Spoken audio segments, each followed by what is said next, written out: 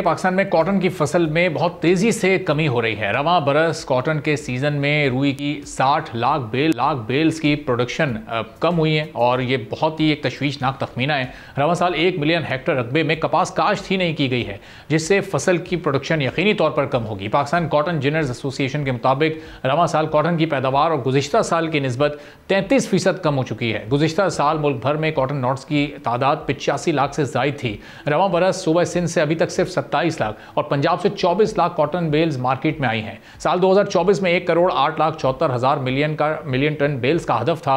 Cotton industry के माहिरीन के मुताबिक इंपोर्ट पॉलिसीज और क्लाइमेट चेंज की वजह से लोकल कॉटन इंडस्ट्री इस वक्त शदीद बहरान का शिकार है। हुकूमत की इंपोर्ट पॉलिसीज के नतीजे में टेक्सटाइल बिल्स लोकल कॉटन और यार्न खरीदने के बजाय इंपोर्ट करने को तरजीह दे रहे हैं, जिससे हमारा इंपोर्ट बिल भी बढ़ रहा है, जिससे कपास के काश्तकारों के साथ साथ जिनिंग फैक्ट्रीज को माली मुश्किलात का सामना भी करना पड़ रहा है। पाकिस्तान ग्लोबल क्लाइमेट चेंज से सबसे ज्यादा मुतासिर होने वाले ममालिक में से एक है। अगर इसी तरह फसलें मुतासिर होती रहीं तो इस साल प्रोडक्शन में रिकॉर्ड कमी का खतरा है, जो कि हमारी जो उसमें कमी के साथ साथ हमारे रेवेन्यू में भी खातिर ख्वाह कमी वाक़ई कर सकती है। सब्सक्राइब करें और बेल दबाएं ताकि कोई खबर रह न जाए।